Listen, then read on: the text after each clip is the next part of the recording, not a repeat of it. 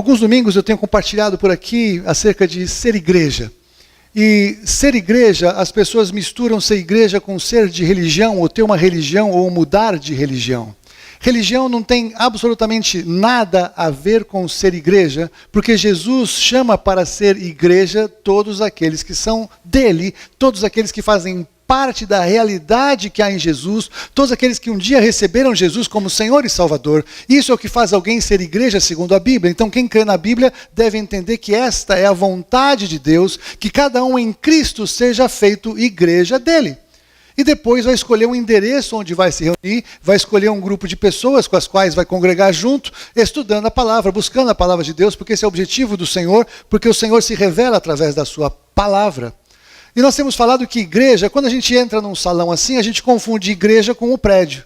E o prédio não tem nada a ver com igreja. O prédio é o lugar onde nós nos reunimos. Já falei isso das outras vezes. Agora a gente tem a bênção lá do canal do YouTube. Se você quiser ver um pouco mais sobre isso, já tem algumas ministrações sobre ser igreja. Mas o que eu quero colocar hoje, e até eu voltei a fazer um PowerPoint desta vez, é porque eu quero dar uma dimensão clara das esferas de relacionamento com Jesus, que é assim que eu quero chamar esta conversa de hoje, né? Jesus, ele tem esferas de relacionamento com pessoas, e isso é algo totalmente bíblico. É um conceito que eu já tinha claro na minha mente, algumas vezes já compartilhei algumas coisas em conversas informais, mas nunca numa pregação estruturada, porque o Senhor trouxe uma compreensão mais profunda para mim nesse tempo. E eu quero que você entenda que o prédio ele é algo estático, nós podemos nesse momento estar de uma maneira estática nesse salão, eu talvez estou me movimentando um pouco a mais, mas ser igreja é algo completamente dinâmico e totalmente convergente a Jesus Cristo. A palavra de Deus diz que Deus fez convergir em Jesus Cristo todas as coisas. Então, todas as coisas convergem em Jesus Cristo, mas a bênção é convergir a Jesus Cristo a partir de um determinado patamar. Antes disso, embora converja a Cristo, não faz diferença nenhuma e nem tem poder para salvar. E eu vou explicar isso. Por exemplo, o evangelista Mateus, ele nos revela no capítulo 22, versículo 33, logo depois que Jesus pregou um sermão tremendo, as multidões, a Bíblia diz, que se maravilhavam da sua doutrina. E é uma bênção as pessoas ficarem maravilhadas com o ensino de Jesus, porque a palavra de Jesus ela é poderosa, a palavra de Jesus ela é viva, a palavra de Jesus traz vida. Só que estas multidões apenas se maravilharam das palavras de Jesus. Mas as palavras de Jesus não fizeram efeito para transformar a vida daquela multidão. Uma vez que Jesus endureceu um pouco a conversa, a multidão foi embora. A multidão deixou Jesus. Normalmente um pregador ficaria preocupado se falou alguma coisa e as pessoas começam a levantar e ir embora e falar, peraí pessoal, me expressei mal, deixa eu explicar o que eu quis dizer. E na verdade Jesus ele não se importou com isso, está lá em João capítulo 6. Depois que a multidão tinha ido embora, e acho que todo pregador sonha em atrair uma multidão para ver o que ele está falando, Jesus não estava preocupado com a multidão, Jesus estava preocupado com a sua palavra, Jesus estava preocupado com o conteúdo que ele estava pregando, porque era verdade. E depois que eles foram embora, ele ainda virou para os discípulos e falou, vocês querem ir embora também? Jesus não estava preocupado em agradar as pessoas.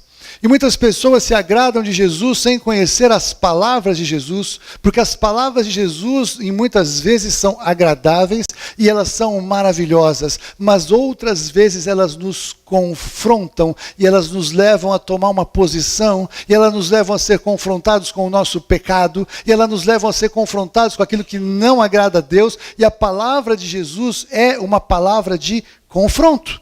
Então as multidões se maravilharam da palavra de Jesus, mas as multidões não entraram na igreja de Jesus. As multidões acharam lindo o que Jesus pregava, mas essa pregação não teve poder para transformar a vida delas, porque elas não acolheram a palavra. Elas queriam os milagres de Jesus, elas queriam a multiplicação dos pães que Jesus fazia, elas queriam as curas que Jesus trazia, elas queriam a libertação de opressão, de demônios, opressão de vida, elas queriam os benefícios daquilo que Jesus podia trazer para elas, mas elas não queriam que a palavra de Jesus as transformasse.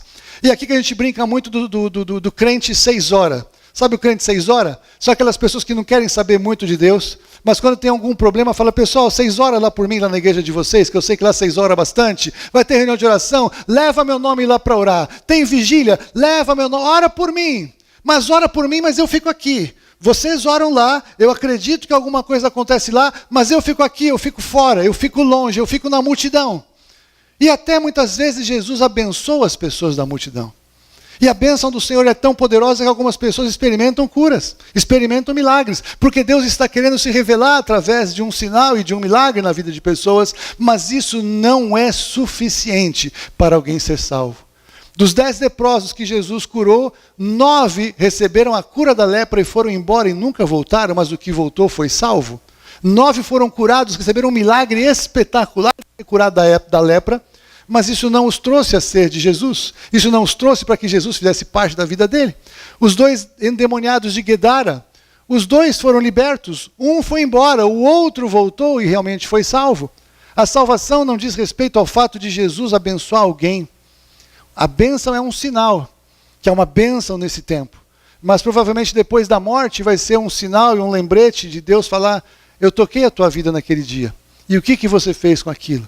Como você recebeu o milagre que eu fiz naquele momento, resolvi um problema financeiro, resolvi um problema de família, resolvi um problema de saúde, resolvi um problema dos seus filhos, resolvi um problema. O que isso fez com que a pessoa, o que ela fez com aquilo que ela recebeu da parte do Senhor Jesus? Então as multidões são as pessoas que estão fora da igreja, mas as multidões estão na igreja. Muitas vezes a multidão não é uma quantidade de pessoas, mas multidão é um estado de espírito. Multidão são as pessoas que entram dentro da igreja, gostam da reunião que tem na igreja, acham o louvor uma bênção, se sentem assim felizes e, puxa, que agradável o louvor, que bom a oração, e curtem o programa e vão embora, mas isso não tem poder para transformar. Não é porque você se sente bem dentro de uma igreja que o poder do Evangelho de Jesus Cristo realmente entrou e tocou sua vida. Entrar na igreja tem uma porta. E a porta para entrar na igreja não é uma porta de vidro, ou uma porta de madeira, ou uma porta eletrônica. A porta para entrar na igreja é Jesus Cristo. Jesus disse, eu sou a porta. Quem entrar por mim será salvo. Entrará e sairá e achará pastagens. Jesus, ele é a porta. Não é o pastor, não é a pessoa que te traz, não é o prédio, mas é Jesus. Então aqueles que entram pela porta, que é Jesus, aí agora sim passam a fazer parte da igreja.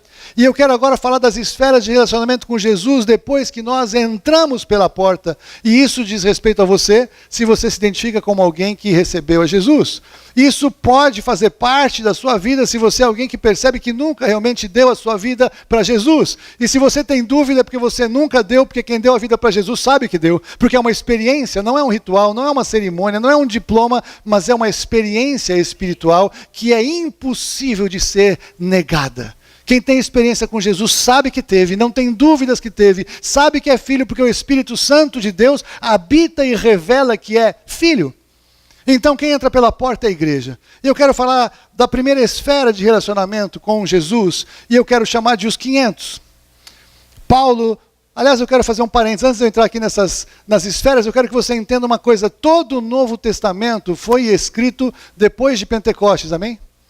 Depois de Atos 2, foi registrado tudo aquilo que nós temos como Novo Testamento. Portanto, os fatos acerca do ministério de Jesus e da vida de Jesus estão relatados na perspectiva de alguém que sabia tudo o que estava acontecendo. E eu peguei então essa sequência de números, numerologia bíblica, para trazer uma inspiração para a sua vida e para a minha vida. Eu não quero formar uma nova doutrina, eu estou trazendo uma palavra como que profética para que você entenda que existem esferas de relacionamento com Jesus. Então a primeira delas, Paulo revela em 1 Coríntios capítulo 15, de 3 a 6, e Paulo está pregando o evangelho. Ele está sintetizando tudo o que tinha acontecido e trazendo um ensino para as pessoas que ele cuidava na igreja de Corinto. E ele diz, ok, então, antes de tudo vos entreguei o que também recebi. que Cristo morreu pelos nossos pecados, segundo as Escrituras, e que foi sepultado e ressuscitou ao terceiro dia, segundo as Escrituras, e apareceu a Cefas e depois aos 12, e depois foi visto por mais de 500 irmãos de uma só vez, dos quais a maioria sobrevive até agora, porém alguns já dormem. Então, aproximadamente 500 pessoas do relacionamento de Jesus foram pessoas que ele fez questão de aparecer diretamente, pessoalmente, se revelar para elas depois de ter ressuscitado. E por que isso é importante? Porque Jesus não foi de casa em casa buscando as 500 pessoas, mas ele apareceu para as 500 pessoas de uma só vez. Eu posso imaginar o quê? Ou era comum elas se reunirem, e Jesus sabia da reunião e quem eram as pessoas que estariam lá e falou, vou visitar essas pessoas. Ou talvez Jesus pediu para alguns dos seus discípulos, falar, junta aquela turma toda, junta aqueles, porque eu quero me apresentar para eles agora ressurreto, porque eles creram em mim antes. Muitos ou todos os que foram convertidos depois, eles receberam a palavra de Jesus antes dele morrer. Todos eles o abandonaram na hora da cruz, todos eles fugiram, todos eles ficaram perplexos, nenhum deles estava entendendo realmente o que tinha acontecido, embora Jesus tivesse dito que ia morrer e que ia ressuscitar. Então todos eles ficaram perplexos e Jesus, ele começa então a se manifestar depois que ele ressuscitou para aquelas pessoas que ele queria ter um cuidado especial, as pessoas que eram importantes para ele, ele foi aparecendo. E é por isso que esse grupo de 500 ele é importante, porque ele não apareceu para a multidão toda. Ele não apareceu para milhares de pessoas, ele apareceu para 500, que é um bom número. Mas se a gente comparar 500 com uma multidão, é pouco. Uma das multidões que Jesus multiplicou os pães tinha milhares de pessoas. Então 500 é menos do que a multidão. Então veja que Jesus não apareceu para a multidão porque a multidão gostava do que ele falava. Mas a multidão não tinha relacionamento com Jesus. Muitas pessoas estão na multidão e não tem relacionamento com Jesus. O relacionamento de Jesus começa quando passa pela porta e agora ele passa a fazer parte. Então agora a diferença é que Jesus também vem a estes. Todos vinham à multidão. Toda a multidão vinha a Jesus. Mas Jesus voltou e se apresentou para 500. Dentro de uma igreja, então, a gente faz parte dos 500. Mesmo uma igreja com 50 pessoas, tem a multidão e tem os 500. Os 500 são aqueles crentes que eles ficam um pouco mais longe de Jesus. Se Jesus está aqui, consagração é aqui, eles estão aqui. Provavelmente a porta da igreja está aqui e a multidão está para fora. Estão na periferia. Sabe por que eu posso dizer isso? Porque a Bíblia não fala nem o nome desses 500. A Bíblia não conta nada que esses 500 fizeram de relevante. A Bíblia não relata obras deles. Mas Paulo relata que Jesus fez questão de aparecer para esses 500. Esses 500 eram deles. Mas talvez não eram aqueles que Jesus tinha mais prazer, e nós vamos ver isso na sequência, mas Jesus os amava, eles foram salvos, mas eles estavam no limite da multidão para cá. Eles estavam saindo da multidão, mas eles eram 500. Podemos continuar e ver que agora tem os 120. E com os 120 a coisa já fica um pouco mais séria. Porque os 120 eram aqueles que estavam em Pentecostes. Veja que em Atos 1, Jesus fala o seguinte: João, na verdade, vos batizou com água, mas vós sereis batizados com o Espírito Santo não muito depois destes dias. Se você estiver anotando e marcando na sua Bíblia, eu não li os 5 versículos, porque era muita coisa para ler agora, mas eu comecei a ler o capítulo inteiro. Então veja que Jesus ele apareceu para muita gente.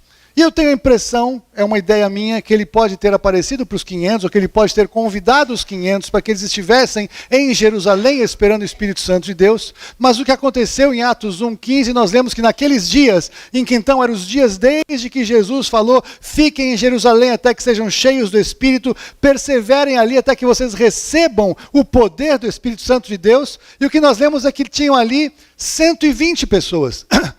Naqueles dias levantou-se Pedro no meio dos irmãos e compunha-se essa assembleia de umas 120 pessoas. O que aconteceu naquele dia? Talvez 380 pessoas tinham algo mais importante para fazer. Tinha um problema em casa. Tinha um jantar de família. Tinha alguém que veio visitar. Tinha uma atividade de trabalho para fazer. Tinha alguma coisa muito importante. e não pôde perseverar junto com os irmãos até que fossem cheios do Espírito Santo, em obediência à palavra que o Senhor Jesus tinha dado. E o que aconteceu com esses 380? Perderam o maior evento da história da igreja, o derramamento do Espírito Santo. Obrigado. Sabe o que acontece muitas vezes com muito crente? Tem reunião que devia estar e não vai. O Senhor vai dar uma palavra. O Senhor vai ter uma manifestação de poder e bênção. Estava convidado para estar lá, fazia parte dos 500. Deveria estar presente naquele dia, mas não vai, porque alguma coisa muito, muito importante aconteceu. Agora, pensa o que é mais importante do que Pentecostes. Fala sério, está entendendo o que eu estou falando? Eu imagino aquelas pessoas depois que souberam do que tinha acontecido naquele culto memorável. Eles com todo cuidado e todo carinho nas suas casas, escolheram assim uma parede muito bonita na sala, correram e deram com a cabeça na parede, falaram, o que eu estava fazendo, que eu não fui naquele lugar. Mas esse lugar, mais do que ser somente uma decisão das pessoas que foram, Jesus sabia os que iriam.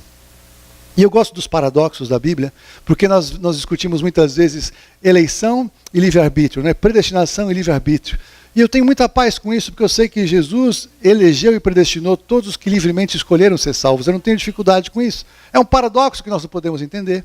Essas 500 pessoas, ele sabia quem eram. Essas 120, eles sabiam quem eram. E essas pessoas, então, elas andaram numa esfera mais próxima de estar com Jesus. Mas, da mesma maneira, estas 120, nós podemos conhecer algumas delas, algumas que estavam lá, mas muitas delas nós não conhecemos.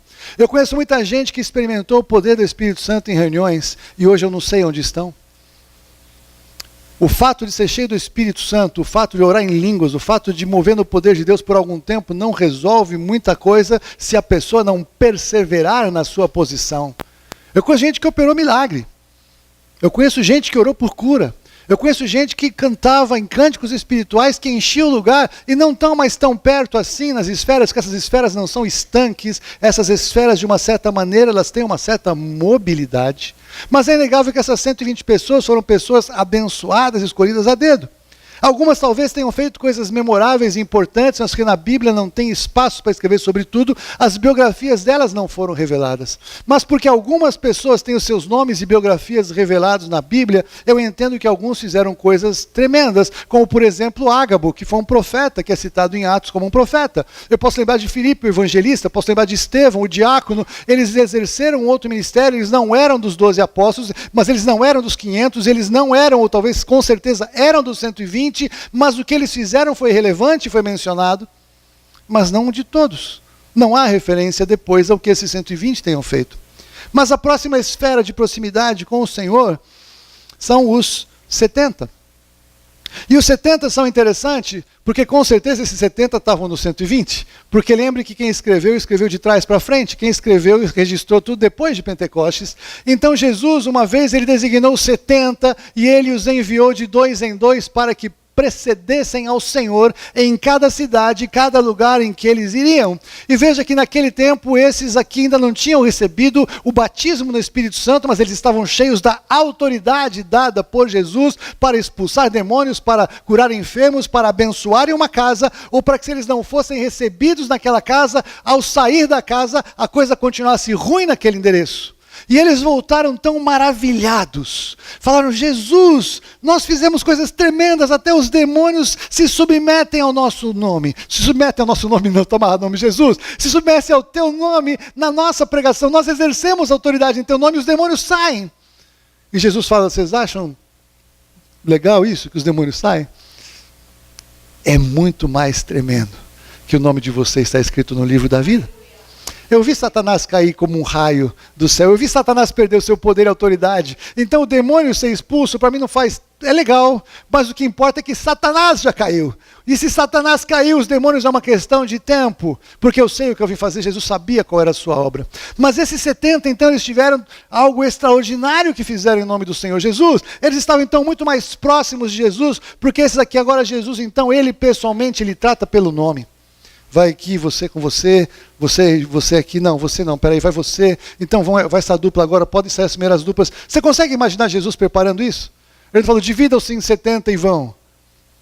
Jesus, ele guardou os pães que sobraram. Jesus, ele é Deus de detalhes. Eu imagino ele organizando os 70, sabendo o dom, sabendo tal. E ele escolheu o cara mais poderoso que tinha naquele momento para pôr junto com Judas. Porque ele sabia que Judas ia traí-lo. Ou você acha que Jesus foi surpreendido pela traição de Judas? Mas o Judas estava com certeza entre os 70. Por isso que eu digo que esses lugares, essas esferas não são estáticas, mas elas estão ligadas a uma perseverança do que fazemos depois da decisão que tomamos de querer uma proximidade maior de Jesus e mais de sermos aceitos por Ele como aqueles que têm acesso à proximidade maior com Ele. Judas era um dos 70. Judas expulsou demônios. Judas operou milagres. Judas ouviu os ensinos de Jesus. Judas andou perto de Jesus. Mas esquece Judas, vamos falar de 69. 69 pessoas operaram coisas tremendas. E a Bíblia relata. Mas, dos 70, Jesus tirou 12. Lucas 6, 12 a 16. Naqueles dias retirou-se Jesus para o monte a fim de orar. E passou a noite orando a Deus. E quando amanheceu, chamou a si os seus discípulos e escolheu 12 dentre eles, aos quais deu também o nome de apóstolos. E agora a coisa começa a ficar mais séria, porque a multidão estava lá. Os 500 eles vieram, Jesus se apresentou a eles. Os 120 ele falou, olha, vai lá, espera lá, e talvez muitos que foram convidados não foram, os que foram e receberam. Os 70, eles de uma certa forma, eles agora, Jesus tinha uma proximidade maior e escolheu 2 a 2. Mas os 12 discípulos ele transformou em apóstolos, estes ele escolheu depois de passar uma noite em oração. Muitas igrejas impõem mãos em pessoas precipitadamente. Muitas vezes existe política eclesiástica para se escolher pessoas para exercerem ministérios. E Jesus, que podia fazer por revelação, ele ficou à noite orando, para quando amanhecesse, ele pudesse transformar discípulos em apóstolos. E agora a coisa muda de figura, porque não eram 12 discípulos desde o começo, eram mais. Era mais gente. Porque dentre estes, ele escolheu os 12. E agora, Jesus chama para si. Essa posição de proximidade não é uma posição que se você vai, se você quer. Você está fazendo tudo o que você pode fazer. E aí Jesus te chama para estar mais perto. Aí Jesus te traz uma proximidade e te escolhe para alguma coisa. E é bom estar entre os 12, não é? Muita gente eu já ouvi falar, puxa, que inveja dos 12, né? A Tainá já falou isso. Eu queria estar lá, eu queria ser um dos 12. Ah, se fosse no meu tempo. Ah, eu acho que se eu fosse eu naquele tempo, Jesus não ia me chamar, porque tinha muita gente melhor, com certeza, para chamar. A gente nunca pensa desse lado, né? Aí, se fosse comigo, né? Mas então, dos 12, Jesus se relacionava com todos eles. Mas ele conhecia melhor o coração de cada um. E o que acontece é que dos 12, ele chamou 3 para estar ainda mais perto dele. E Pedro, Tiago e João experimentaram algumas coisas tremendas que os outros 9 não experimentaram. Por exemplo, o monte da transfiguração. Lucas 9:2, nós lemos que Jesus, 6 dias depois, ele tomou consigo a Pedro, Tiago e João e os levou a sós, à parte, a um alto monte, e foi transfigurado diante deles. Que tremendo isso! Não era para qualquer um, não era para os 120, para os 70, não era para os 12, era para Pedro, Tiago e João, porque Jesus queria que eles experimentassem algo particular com ele, algo mais profundo, algo mais poderoso, algo profético. Eu tenho eu não sei se você sabe, mas eu gosto muito de Apocalipse na escatologia. Nem todos sabem, brincadeira. Todos já sabem dessa paixão que eu tenho. E aqui para mim é uma figura profética, porque 6 dias depois a gente pode pensar em 6 milênios, e a gente pode entender então que de todos os discípulos ele chamou 3, ele não chamou todo mundo. E a transfiguração de Jesus com a presença de Moisés e de Elias é algo muito profético, que aponta provavelmente para o arrebatamento, para a transformação, que é um sinal profético. Não estou dizendo que é assim, eu estou dando uma dica para você estudar um pouco a mais. E eles viram algo tão tremendo, Jesus transfigurado na sua glória, mesmo num corpo humano. E Pedro ficou tão atrapalhado e tão perturbado que ele quis construir 3 cabanas para que eles ficassem ali. E muita gente acha que Pedro não sabia o que ele estava falando, e de uma certa forma eu acho que não, mas de uma forma eu acho que sim, porque ele estava falando justamente de uma festa de tabernáculos, festa das cabanas, e ele queria construir as cabanas para que eles pudessem celebrar, e eventualmente ele podia estar falando de algo profético também. Não é Lucas 9:2? Errei o copy-paste, depois vocês me ajudam aqui, por favor, a gente coloca certinho, então, obrigado. Mas é por aí. Se não for Lucas, Mateus, Marcos, Lucas... Marcos, então obrigado, Marcos 9:2, isso eu acho uma bênção, porque quando está errado a gente conserta, tem que checar a Bíblia, não é porque eu estou pregando aqui que tem que receber tudo como verdade, vai no texto, lê na sua Bíblia para você ver, o copy-paste às vezes trai, mas o texto é esse. Veja outra questão, ressurreição da filha de Jairo, se Deus quiser, está em Marcos 5:37, e aí Jesus, aí já é diferente, a filha de Jairo morreu, você lembra da história? Aquele momento, Jesus estava indo para curar a filha do Jairo que estava doente. Aí no meio do caminho tem a história da mulher do fluxo de sangue. E Jesus se atrasa para chegar até Jairo. Eu imagino Jairo um pouco ansioso e angustiado com aquela história. E os discípulos estavam vendo que Jesus estava indo lá para a casa de Jairo. Já estava todo mundo empolgado com aquela coisa. Aí vem a mulher do fluxo de sangue. Quem me tocou? Que coisa louca. Os discípulos, Jesus, para com isso. Nós temos que ir lá. Ele parou e ministrou a mulher do fluxo de sangue. Chega a notícia, a filha do Jairo morreu.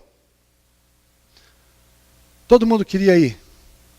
E aí Jesus não permitiu que alguém o acompanhasse, senão Pedro, Tiago e João.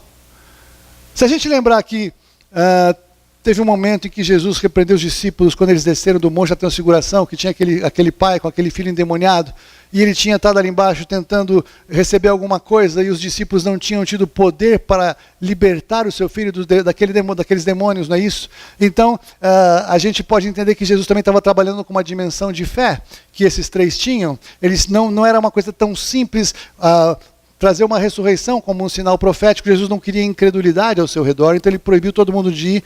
Pedro, Tiago e João, vocês estão prontos para ver coisas maiores. Pedro, Tiago e João, eu posso contar com vocês em experiências mais profundas. Venham só vocês, os outros não, porque embora sejam discípulos, embora sejam dos 70, embora vão estar entre os 120, embora façam parte dos 500, não vão estar comigo em grandes coisas, porque não estão prontos. Uau! Mas ainda assim, os 3 também não estavam prontos. Quando Jesus foi para o Getsemane, pouco antes de ir para a cruz, no seu momento de maior angústia, no seu momento de maior opressão, ele foi então a um lugar chamado Getsemane, e ali chegados disse Jesus a seus discípulos: assentai-vos aqui enquanto eu vou orar. E levando consigo a Pedro, Tiago e João, começou a sentir-se tomado de pavor e de angústia. Então que lindo e que tragédia. Se a gente faz uma coisa assim na igreja, tem gente que vai xingar o pastor, fala que é acepção de pessoas, só fazer cura interior. Como é que ele leva só 3, não leva os 12? Nós estamos aqui ralando, nós fizemos aqui tudo, chegamos com o senhor até aqui, o senhor vai levar só esses 3 para ir. Quer saber de uma coisa, Jesus? Eu vou embora, eu vou procurar outro profeta, eu vou procurar outro salvador, porque eu não brinco mais aqui de te seguir. Não, Jesus chama quem ele quer. Tem gente que está há 200 anos na igreja. Aí chega alguém em 3 anos, passa na frente, porque lê mais a Bíblia, porque ora, porque prega, porque faz tudo. E aí essa pessoa começa a ser levantada em autoridade, aí começa a ficar com ciúme. Que absurdo, como é que fez isso? Eu estou aqui há 200 anos. Só que está há 200 anos, nunca fez nada. E olha que esses caras iam fazer muita coisa, hein? Os discípulos faziam muita coisa. E ainda assim, Jesus levou só 3. É interessante quando o Senhor fala alguma coisa no coração. No fundo nós sabemos que nós ainda não podemos. No fundo nós sabemos que tem coisas na nossa vida que nós precisamos acertar, que estão erradas, porque o Senhor fala com amor e com autoridade, e Ele nos confronta em amor para sermos transformados e para entrarmos numa esfera de crescimento espiritual, que é para isso que Ele nos chama. Então aqui, quando nós vemos que Ele levou somente a Pedro, Tiago e João, eu posso imaginar, minha impressão, e os 3 foram. E quando eles chegaram lá, eles entenderam o tamanho da opressão que estava naquele lugar. Eles entenderam o tamanho da dimensão espiritual que estava acontecendo. E eles ficaram tão caídos, que eles começaram a dormir. E Jesus ia, orava, apartado, voltava onde eles estavam, e encontrou eles dormindo. O momento mais estratégico da vida de Jesus e da história da humanidade. Aqueles 3 intercessores estavam dormindo.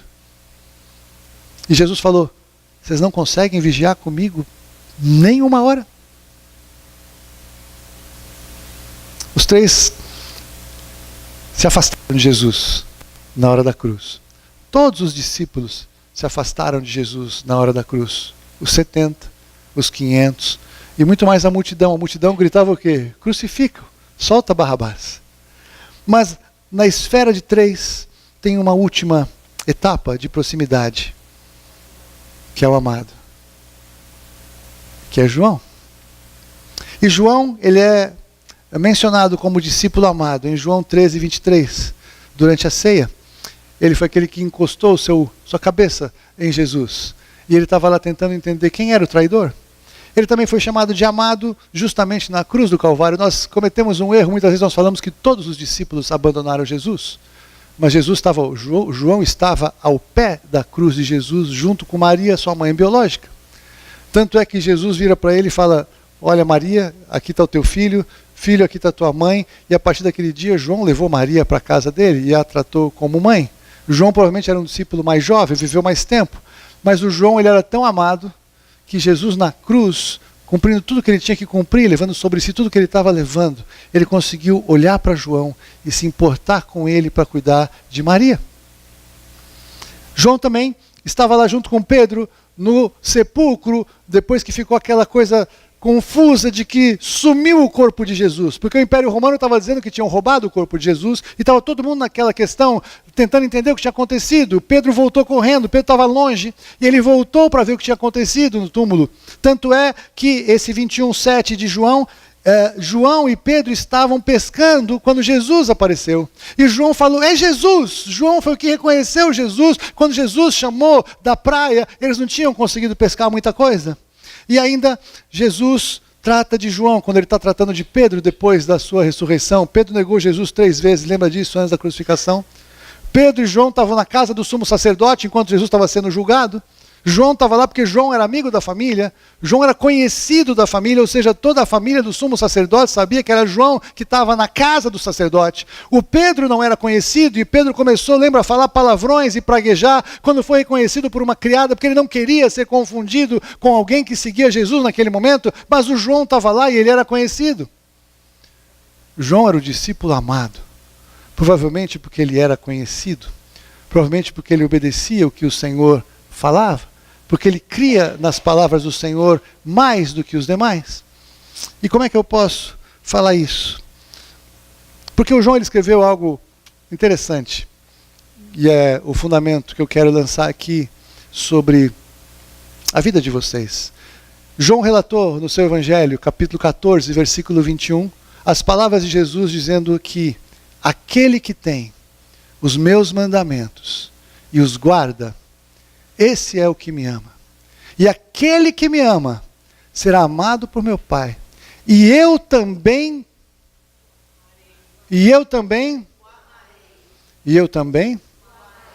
Por que você acha que João era o discípulo amado? Porque Jesus tinha predileção? Porque João amava muito Jesus. Porque João prestava mais atenção nas palavras de Jesus. E porque Jesus conhecia o coração de João. Esse texto ele define que não era uma questão de predileção pessoal, mas era uma questão de atitude pessoal. Muitas pessoas dizem que amam a Deus, mas não obedecem a palavra. Aliás, não obedecem a palavra porque não conhecem a palavra, porque não dão valor para a palavra, porque se conhecem a palavra, escolhem o que vão obedecer e o que não vão obedecer. Deus amou o mundo de tal maneira que deu seu Filho. Deus amou todo mundo. Mas a turma da multidão ele não vai receber consigo, se não receberem a Jesus Cristo como Senhor e Salvador. É a multidão, ele ama. Ele ama todo mundo. Mas ele vai bater a porta na cara naquele dia e não vai dar acesso. Por mais que sejam pessoas bem intencionadas, por mais que fossem pessoas que ficavam admiradas da sabedoria da palavra de Jesus, isso não traz salvação. Agora, dentro dos 500 que entram para cá, eu já falei muitas vezes para vocês de que no céu não somos todos iguais. no céu receberemos segundo aquilo que fizemos aqui. Se éramos dos 500, ou se éramos dos amados. Como é que nós podemos fazer para ser mais amados da graça? Nós já aprendemos isso. Não podemos fazer nada para sermos mais amados por Deus. Ele não pode nos amar mais do que nos ama, independentemente do que fazemos. Ele não nos deixa de amar quando nós pecamos.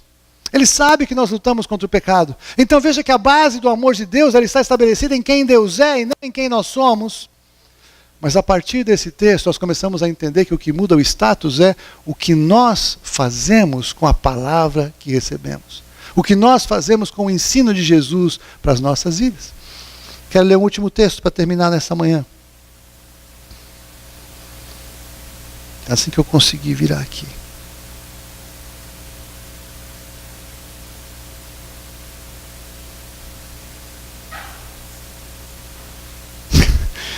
A Fúvia está me lembrando já contei aqui na igreja, mas eu quero contar de novo, nem todo mundo estava aqui, também a gente está gravando.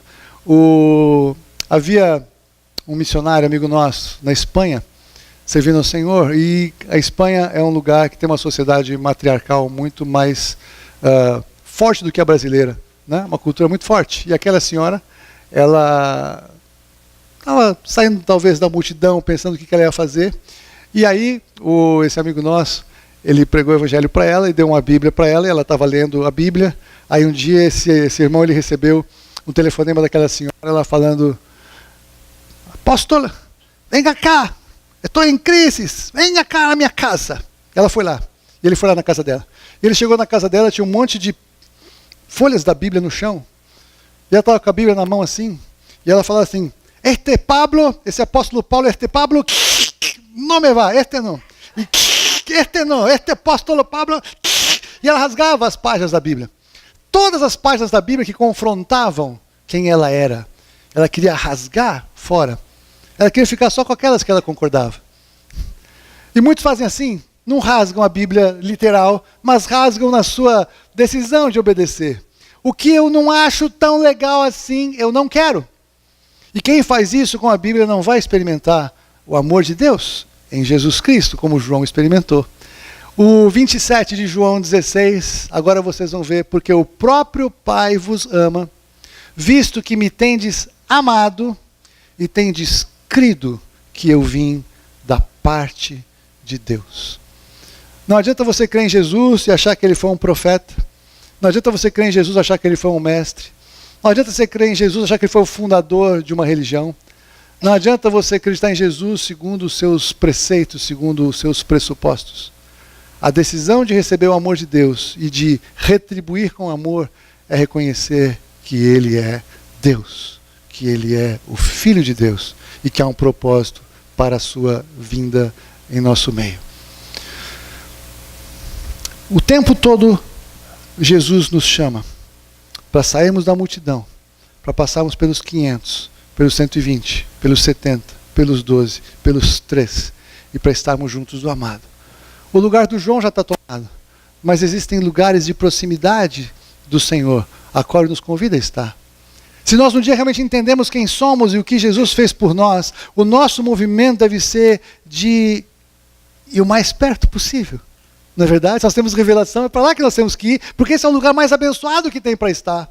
Muitos começam em alguns lugares e ao longo da vida cristã perdem um pouco a força, a consagração, a decisão e retrocedem um pouco no jogo. E precisamos cada vez mais nos policiar para estarmos sempre o mais perto possível, porque vai chegar um momento em que esse jogo acaba. A turma da multidão que estiver fora não vai entrar. Quem está no fundo do grupo não vai poder chegar mais tão perto assim, é salvo. Mas Deus tem algo mais, algo maior, algo mais tremendo para a nossa vida. E nós precisamos receber o que Ele tem. Vamos orar. Por favor, baixe sua cabeça, feche seus olhos. Eu quero que você entenda que o Senhor Jesus, o tempo todo, Ele nos chama. E hoje é um dia que Ele ainda está chamando, porque ainda há tempo. Porque nós estamos aqui. Porque o juízo não começou, porque o Senhor ainda não encerrou esse capítulo da história da humanidade. Então há tempo.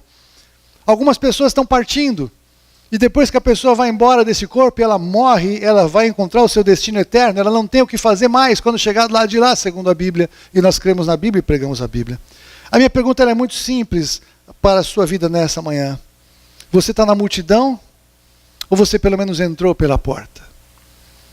Se você está na multidão, eu te aconselho a rapidamente entrar pela porta. Entrar pela porta não é fazer parte de uma religião, mas entrar pela porta é entrar através de Jesus Cristo.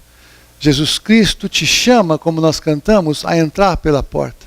Jesus Cristo te chama a uma jornada para estar cada vez mais perto dele. Entrar pela porta é arrepender-se daquilo que você faz, é reconhecer o seu pecado, é reconhecer que Jesus pagou o seu preço e que Jesus te chama para ser feito filho. Segundo a Bíblia, não somos todos filhos de Deus. Segundo a Bíblia, somos todos criação de Deus, mas nós podemos ser feitos filhos de Deus através de Jesus Cristo. Então a primeira coisa que você precisa resolver na sua vida é que você precisa entrar pela porta.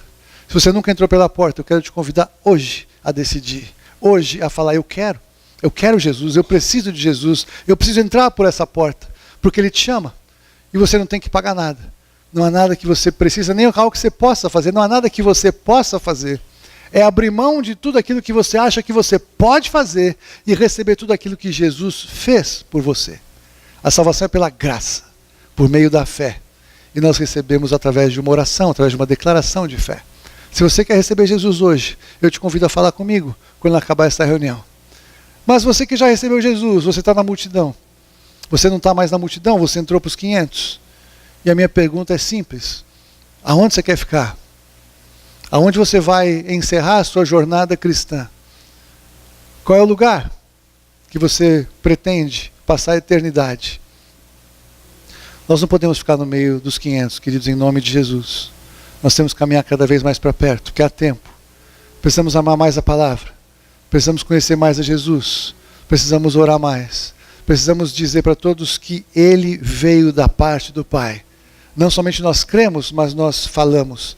Não somente nós cremos, mas nós anunciamos.